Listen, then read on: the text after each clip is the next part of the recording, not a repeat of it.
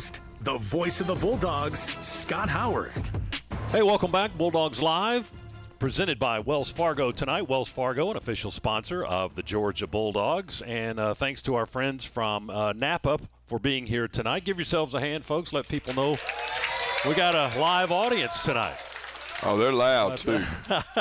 Well, they got loud when the microphones came back on. You guys were quiet during the commercial break, so just relax, feel at ease, and we hope you have a good time in the next hour here. You've all eaten already, and it's good to see all you folks here. And coaches here signing footballs and ready to answer your questions. We've got we'll have some questions from you guys, and then we'll have some questions from social media as well. And we'll just have a good conversation here in the next hour about Bulldogs football as Georgia hosts UAB on Saturday. And it is a 7:30 game. 7:35 is the official kick time. Maybe. They may push it back 5 more minutes, we're told, because of another game that's on television before ours starts. So we'll start a little bit later than we have been. But, Coach, good to see you. And I know you've got the guys ready to go this week. Yeah, we've had a good week of practice, and weather's a little bit cooler this week. I thought we had great weather Monday, Tuesday, Wednesday, and then today we were inside and outside, kind of 50-50. But it's starting to cool off a little bit. Felt a little bit like fall, I thought, on Monday. Okay, now, Adam, our engineer, wanted me to ask you, did you enjoy doing burpees during practice? Man. He saw you doing some burpees out there. We call those up-downs. Those are tough. I'm going to be honest with you. I'm not. But you were participating in, was that right? Oh, yeah. We participated this week. We had a little enjoyment with the team to change some things up and get some new energy out there. What led to that today? Well, if I told you that would be inside information. So here I go again. That's 2 weeks in a row now. I just can't give you all that intel. All right. I can tell you, I did more up-downs this week than I've done in 20 years. Is that good for you, though? I mean, I don't know. It just depends on how hard I hit the ground. It's hard to hit the ground, the whistle, count, and the microphone. That's taxing. How taxing has practice been for you this week as you get ready for UAB? It's similar. I mean, it's game week. So for us, it's been we kind of broke the season down into quarters, and the first quarter is done with, and we're starting the second quarter, and we've done some different kind of mind games with the players to talk about, what did your first quarter look like individually, and what do you want your second quarter to look like, and to do that, you got to start now. So it's been good. This is the kickoff to the second quarter of it, and we got to go play better. What kind of answers did you get from your team as they look ahead to quarter number 2? I think each one of them has a different perspective. You got a guy sitting up there in the crowd that's injured and hadn't played, and he might be frustrated, and then another guy that's trying to be dominant. Another guy's trying to be explosive. Each guy's kind of got their own point of view. You said, I think you said on Monday in the first press conference you had this week that your injury list was as long as you've seen it since you've been here. How do you overcome those sort of things? You get them well. You do all you can to get them healthy, and you coach everybody on the roster because you never know which guy is going to be in the game. There's only 11 out there at a time, and we got to do a good job. That's why we develop these guys in the off season so that we can have a next man up mentality. Do you feel like you have good depth? Never. I've never answered that question since you've been here 8 years. You've asked me that. I've never felt like I have enough depth. I mean, any coach that thinks he's got enough depth is lying, because you don't ever have enough depth. I mean, if a guy goes down, you got to move a guy over. It's just you don't ever have enough guys. But isn't that the definition of depth, though? When a guy goes down, you move another guy in, and that's showing that you do have other guys who can play that position. Yeah, but you don't have enough. You don't have enough. I mean, not for me, because I always want to have more healthy guys. Right. Let me ask you about one position, about running backs. How do you look health-wise there going into this week? Yeah, not good. We got a couple guys down there, and Dejon's healthy, and he'll probably get the start. And then we got a few guys down, so it's just going to be a running back by committee, kind of how we do it. He had a nice game for you against South Carolina on Saturday. Sure did. It was great to have him back, and he felt really comfortable. Georgia and UAB, 7:35 official kick time on Saturday night at Sanford Stadium. The final of the 4-game stretch to start the season for home games for the Bulldogs. So hopefully the crowd turns out, and it'll be loud and proud for the Dogs once again as they try to go to 4-0 on Saturday. This is Bulldogs Live, presented by Wells Fargo. Wells Fargo, an official sponsor of the Georgia Bulldogs. And we'll step aside for just a moment. We'll come back for questions for Coach Smart. Hashtag #AskCoachSmart on social media is how you get those to us. That's brought to you by Greenpoint Ag. Greenpoint Ag, farmer-owned and locally focused. We'll step aside for just a moment. Back for more Bulldogs Live right after this on the Georgia Bulldogs Sports Network. Thanks for tuning us in tonight. Bulldogs Live with Coach Kirby Smart here from Athens tonight, and our friends from Napa are our audience, and our show is presented by Wells Fargo. Wells Fargo is an official sponsor of the Georgia Bulldogs, and let's fire away with our first question, and our first question comes from our audience. This is Jeremiah. Nope, other side. I'm sorry. Ryan. Yes, hi, Ryan. Welcome to the show, and fire away with your question for Coach. Coach, who is the funnest golfer you have ever golfed with? Oh, man. Does it have to be a famous golfer, or it doesn't matter? I guess when you say golfer, that means you mean pro or something? Usually. Yeah. I've played with some funny people, but it's probably most entertaining playing with Gavin Kisner, who's a good friend, George Bulldog, and we share a lot of the same friends, and he's always entertaining to play with. He's very down to earth, and he makes fun of my golf game, and he's not nice. So I kind of like glutton for punishment, and I like the way he talks crap to me the whole time. Perfect. Thanks, Coach. Thank you, Ryan. Thanks for being here. Appreciate the question. Have you got to play much golf in the last several months? Oh, no. I haven't played much, and since the in-island portal started, my golf game was gone. I mean, the camps and all. COVID is the last time I really got to play a lot, and then since COVID, it's really been can't play much because we had official visits all summer, and that's when I get to play. Does that drive you crazy? Because I know how much you love it. I enjoy playing golf with friends. I don't enjoy just playing golf. I like playing with a group that I enjoy to play with and get to tell stories, that kind of stuff. I don't like just playing golf to play golf.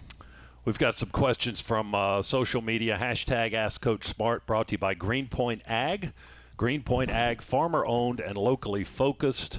Let's see. Jacob in Thomasville, Georgia, sent this one in. He wants to know how gratifying it was to see your guys step up in the second half in that win last week against South Carolina. Well, I thought it was a great response. And anytime you've got a team that can respond to adversity, you got a team with some grit and some toughness. I think that's a great quality to have. There's a lot of other qualities you can have that would have kept us out of that situation. But that was great to see those guys step up and respond. Ray in Atlanta, how impactful was the crowd against South Carolina? I thought when we got momentum going, it was very impactful. South Carolina did a good job. They opened up the game, moved the ball right down the field, converted some third downs, made some plays, and then hit a huge third down to get a touchdown. And that's what you do. It's what you want to do when you go on the road. You want to take over the crowd and get them to be quiet. And I thought they did a good job of that early. And then when we came out the second half and started making some explosives and scored, you really got the crowd back into the game, and that had an impact on them, I think. Yeah, the volume level really rose in that second half, and hopefully that's the way it is this Saturday night against UAB. How many of you folks are going to be there on Saturday? There we go. That's a good number of hands. 10 or 15. Well, y'all be loud, okay, in case you didn't need to. We don't need to tell you that. Mitchell in Athens says, is there anything in particular that jumps out to you when you look at UAB? Well, I look mostly at their offense. I mean, I've seen their defense play their games this year, but I study their offense day in and day out with all the cut-ups we watch, and it reminds me of, in some ways, our offense, and in some ways the offense when the offense coordinator was in Alabama. He was there during the last maybe 10 years. So it's just, when I watch it, I see some of the plays pop back up, and they've got good skill, good wideouts, really good running backs. I mean, the running backs are their leading receivers, so they get the ball to the backside of the backfield, and a really athletic quarterback, which is always dangerous because those athletic quarterbacks are hard to keep in the pocket. Quarterback heavy, would you describe their offense as that? Yeah, running back heavy catches, but quarterback driven. And he's a transfer from Baylor, and you guys had seen him briefly in the Sugar Bowl a few years ago when he got into the game there. New head coach for UAB, Trent Dilfer. Ford in Woodstock, Georgia, wants to know how well you know him. Just in passing, I always referred to him about quarterbacks and to get opinions about quarterbacks because he trained so many of those guys. But talked to him a couple times over the years. That's really it. Is it tough to, when you've got a new head coach and this is his first time coaching at the collegiate level, is it tough to get a read on what that team will look like and what their identity might be when you've got a small sample size of games to work from? I don't know we got 3 games and we usually carry 4 or 5 in a breakdown. So we've got a good bit of material there, but you don't have as big a history. You just go off the coordinators. Good stuff. As Bulldogs Live will continue, we're going to step aside just a moment here. Our show tonight brought to you by Wells Fargo, an official sponsor of the Georgia Bulldogs. We'll take a break, come back for more of your questions for Coach Smart as we continue here from Athens tonight on the Bulldogs Sports Network.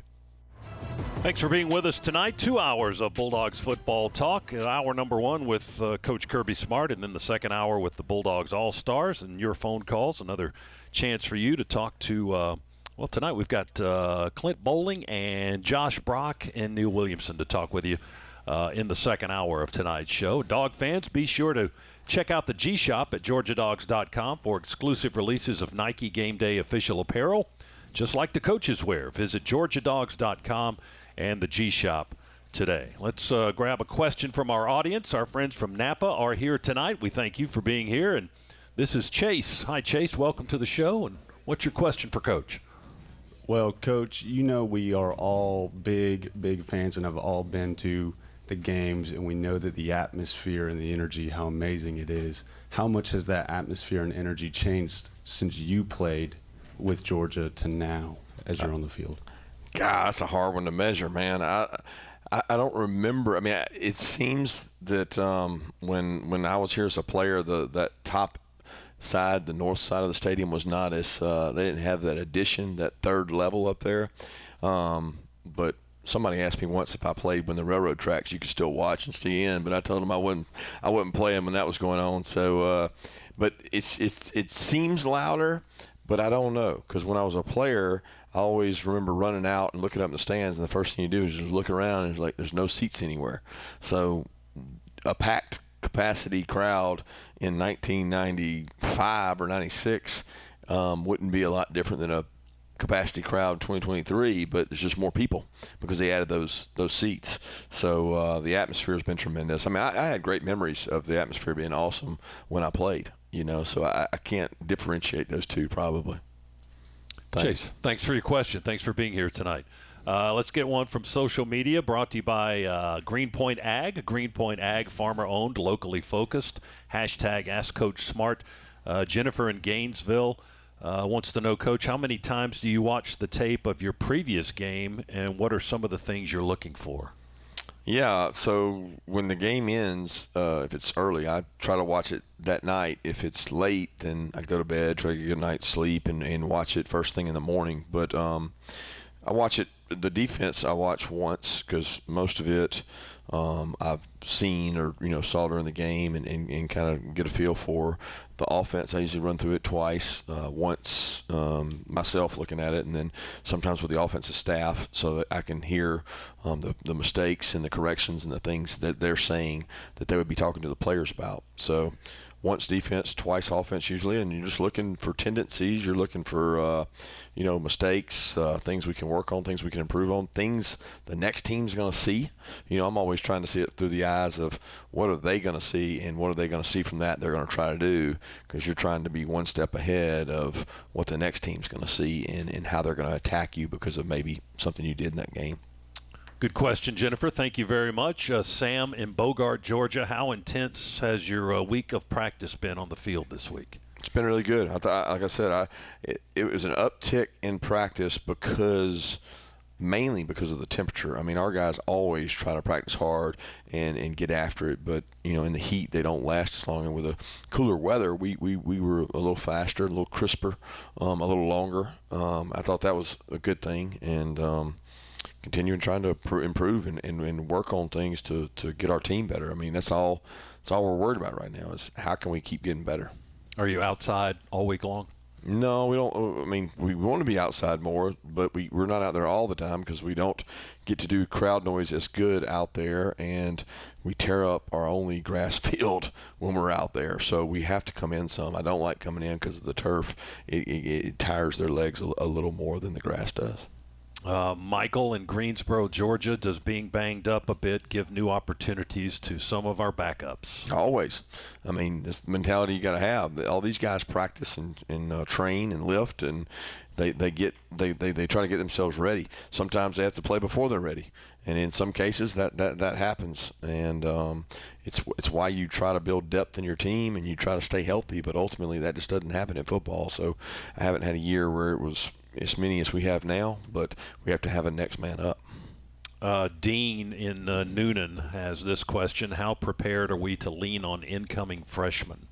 How prepared are we to lean on incoming freshmen? I don't like having to lean on incoming freshmen. I would like to have enough guys that if an incoming freshman is the best player, then he's going to play. But, we try to prepare our guys, grow our guys in our organization, retain our guys, and it's why guys that as they get older, they play more. They're stronger, they're faster, they're quicker.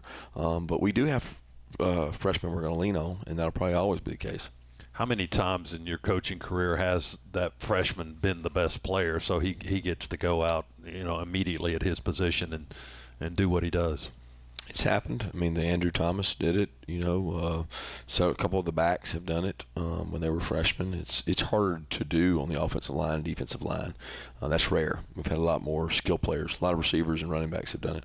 Is there? I mean, that offensive line, you mentioned the line of scrimmage, the offensive line, and not only are they trying to learn that position, but a lot of those guys are still growing into their bodies and trying to build strength. So there's a lot of other aspects of that before they're ready to play. Yeah, it's a weight room position, offensive line, defensive line. It's just a position you better have been in a solid weight room for the last 3 to 4 years to be able to hold up in our league. You said that earlier this year. I think you said some positions are 80% weight room and 20% skill set, and then other positions are vice versa. Right. I thought that was an interesting way to put it. It is. I mean, that's the case on the offensive and defensive lines. Christy in Loganville, Georgia, how comfortable is Dylan Bell becoming more involved in the run game? He's comfortable doing whatever it takes to win. I think whatever you ask Dylan Bell to do, he just smiles and says, "I'll do it, Coach. I'll do it, Coach." He's got a great personality. He's got a great family, great mom, and I can still remember recruiting him and going out to Texas to see him. He just smiles, and he wants to compete and play, and he feels very blessed to have these opportunities for all the touches he gets.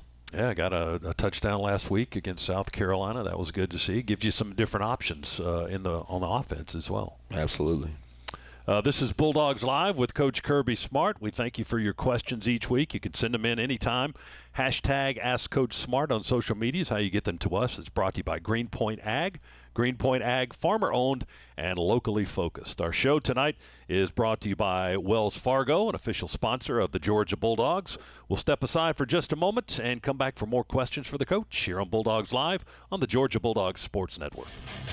This is Bulldogs Live with Georgia head coach Kirby Smart and our friends from Napa as our audience tonight. We thank them for being here and sponsoring Georgia football. And be sure to follow Georgia Bulldogs All Access on social media by searching at UGA_GBSM.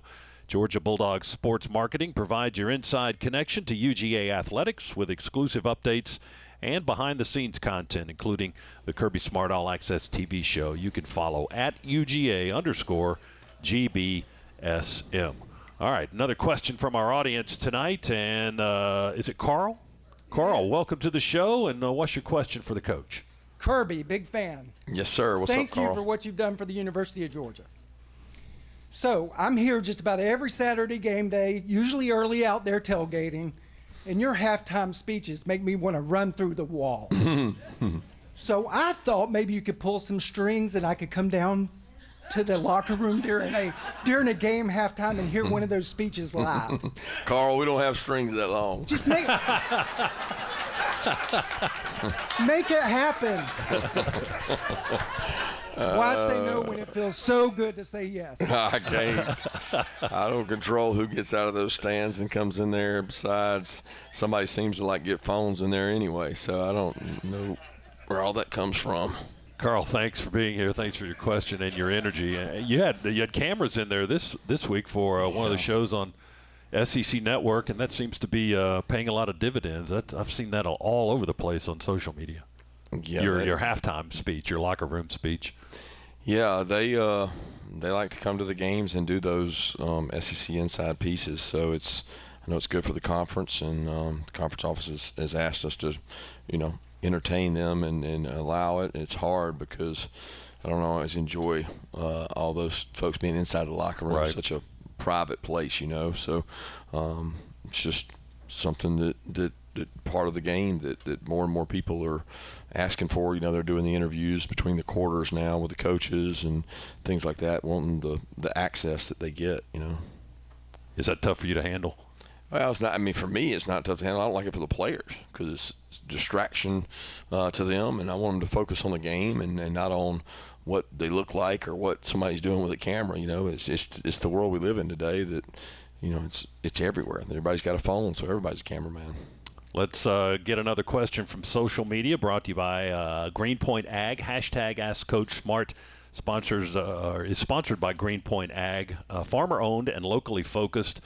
Seth in Atlanta sent this one in. He says, I heard UAB coach Trent Dilfer say this week he reached out to one of his mentors for help after their last game. Do you have any mentors, or do you seek advice from anyone not affiliated with your program? And if so, is that helpful in the coaching business?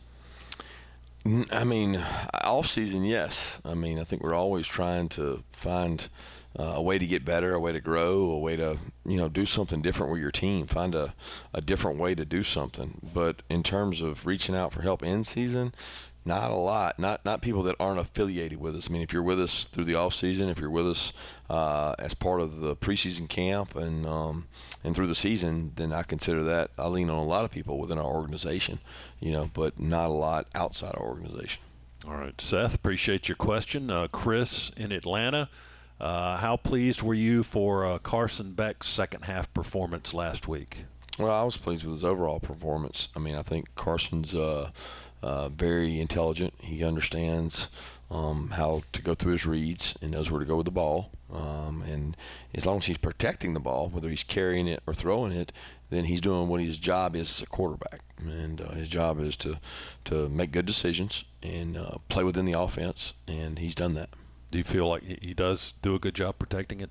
Well, I mean, we had the fumble that came out a couple weeks ago. We recovered it, and we tried to really harp on that. So it's something that is constant improvement. He doesn't get the fortune of so many other players of getting hit and getting to practice carrying the ball where you get hit. And so we try to simulate that, but it's just not real.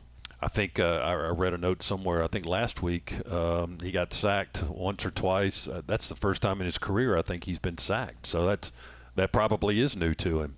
Yeah, I mean he's tough. He's a physical kid. He definitely had it in high school. I can promise you. I watched a lot of those games, but he's physical. JP in Bishop, Georgia. How does seeing Spencer Rattler last week help the defense prepare for talented quarterbacks moving ahead this season? I think it's always good, especially athletic, talented quarterbacks that have experience. I always say, you got a quarterback, you got a chance, and that position determines the outcome of most games because of the decision making that it requires.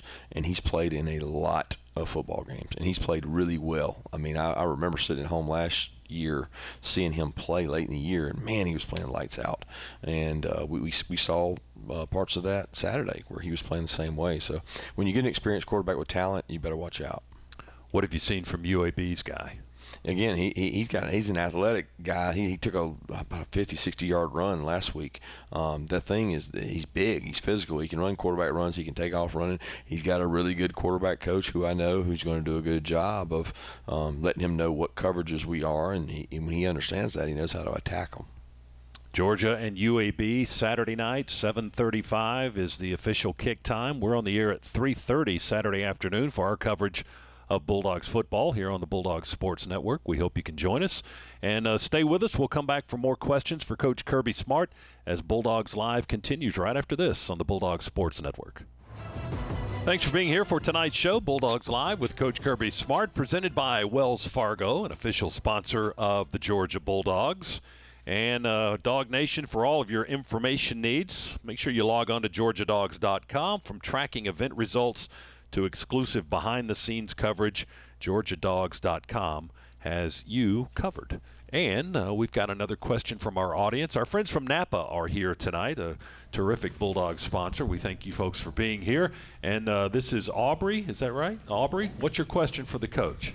So, you want to read it? Yeah, thanks, because I Okay. couldn't remember what it was. I had 3, but they told me I could only ask the first one. Oh, goodness. So, Coach, Yes, ma'am. as a back-to-back national champion coach, how many hours a day do you work?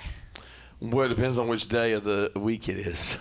So Sunday is really long because we're starting on the new opponent and putting the last one to bed. So we spend a lot of time up here Sunday. We actually have a family dinner in this room you're in, and all the families come up and they get to eat with their father and mom. I mean, they get to see everybody, and then we got to go back to work. So they go home. So Sunday is probably the longest day. Monday, Tuesday are both really long. We're here from about 7 in the morning till 10 or 10:30 at night, 7 a.m. to about 10:30. And then Wednesday night, we take a little different approach, and we go home right after practice. I think it's good to recover, get around your family, eat dinner with your family, recoup a little bit, then they get to go home right after practice Thursday. So Wednesday and Thursday are, more 7 to 6 kind of hours, and then Friday, Saturday, we're all day, depending on what time the game is. Appreciate you, Coach. Thanks for working so hard. Well, we enjoy Go Dog. Thank you. Go Dogs. Thanks, Aubrey. We appreciate it. Let's grab another question from hashtag Ask Coach Smart. It's brought to you by Greenpoint Ag. Greenpoint Ag is farmer-owned and locally focused. And Jason in Augusta wants to know if you guys are excited about a true night game. Yeah, I know our players are. Our players enjoy the energy, enthusiasm of the stands, the lighting.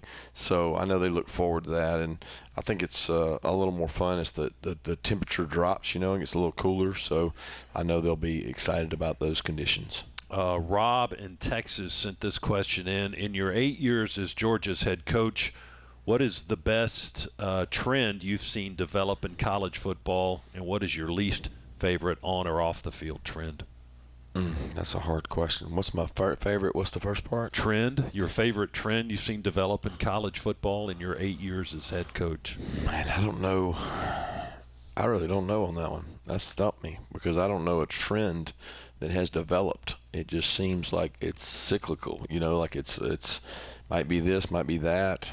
Maybe something in the game that's kind of evolved over time. If anything, time? it would be the offenses. I mean, I think the trend towards non-traditional two-back, run the ball. I mean, that trend of growing, I'd say RPOs, but just the ability of offenses to evolve and then for the defenses to try to keep up with it is really cool to me because everything that the offense does, everybody tries to have an answer for. Like the latest answer on defense is to go, simulated pressures, try to figure out a way to stop this offense. Everybody's trying to solve an equation, and I'm kind of like I'm interested in things like that. So that's the coolest thing. The worst part is probably just the fact that there's less loyalty to the universities. People are more transient. They come, they go, they leave, and that's just the way it is. It's what it's become. I sound like an old man, but I love Georgia. I came to Georgia because I wanted to be at Georgia, and never crossed my mind that I needed to leave because it was that football was going to be my career. That I needed to go play somewhere else. I just wanted to play at Georgia. Back to the first part of that question. What do you think would happen if a program goes back to that running out of that traditional I formation as their the way they run the bulk of their offense? Do you see that being effective at all, or defense is just ready to eat that up? It's just not a lot of options. You know, there's so many more options, and the space of the field is utilized so much more now. You know, everybody says defend 53 and a third. When you're in a I formation, you're not defending 53 and a third. You know, you're defending a phone booth, and there's so many ways to get the ball to multiple people, locations, different skill sets. You know, for a little guy, if you're a little quick guy, there was no home for you in an offense like that. Well, in these offenses now, they can find a home for you. Rob in Texas, thanks for that question. And we've got to take one more break here. We've got one more segment with the coach. We'll squeeze in a few more questions on the other side of this timeout. This is Bulldogs Live with Coach Kirby Smart. Back after this on the Georgia Bulldogs Sports Network. All right, welcome back to the show. It's brought to you by Wells Fargo, an official sponsor of the Georgia Bulldogs. Let's look ahead quickly with the coach. It's brought to you by the Governor's Office of Highway Safety. The penalty for getting a DUI can cost up to $10,000. That's why the Governor's Office of Highway Safety says drive sober so you won't get pulled over. And, Coach, the dog walk starts at 5:15 on Saturday. You got a night game under the lights, Georgia, and UAB are going to tangle at 7:35. That's a lot to look ahead to. It is. I'm excited. I'm hoping that everybody has a good time at their tailgate and they come over the game ready to go and loud and mad and ready to cheer and watch some games during the day, and they're fully fed, and I want them to be good and loud. All right, and let's grab one more question from our audience here. From our friends from Napa have been here all night long. This is Mike. Mike, what's your question for the coach? Coach, I asked Mark Rick this same thing, and I'm going to ask you tonight. I'd like to hear what your favorite memory as a coach for any team at any level that you did in your life. Man, it's a lot of memories. I tell you, it's the ones that get away. You know, it's probably one of my favorite memories was coming out for the kickoff of the national championship game, the 2017 year, and when we ran out, we came out of the tunnel and all came running out, and Nick Chubb came up behind me and whispered something in my ear, and just thinking of Nick right now and his family and what he's been through, and just what a high character guy he is and the person he is, and you know, it kind of inspired me, and it's the first, you know, validation that the toughness and the getting after the players, the good players appreciate that. And you hold everybody to a standard, and he really appreciated that, and it meant a lot to me, just who he is. Mike, thank you. Appreciate you being here. Thanks for your question. Hashtag Ask Coach Smart. Nate in Dawsonville, Georgia, wants to know, Coach, if the team eats supper before or after the game. They eat all the time. I was going to say both, right? They eat all the time. It's amazing how much those guys eat. But we bring a meal in after the game, so they all leave with a box of something. You know, they have a pizza or a Chick-fil-A box. They have something after the game, but we have a traditional pregame meal 4 hours before kick, and we offer the same thing each time so they can get kind of comfortable and get a routine there.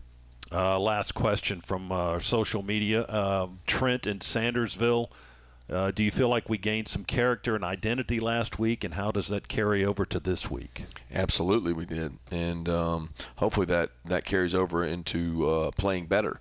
You know, I mean, that's the goal, is to get better with each game, develop. So we got to find some continuity, because I feel like we've had some really good fall camp practices where I've seen, you know, this team be explosive, or this team be really dominant on defense, and some of the guys that were involved in those, just, you know, some of them haven't been there. You know, so it's been off and on, and we got to get some continuity and some identity and create that and play well. Coach, thanks for your time, and good luck on Saturday. Thank you, guys, and go Dogs. Coach Kirby Smart here on Bulldogs Live.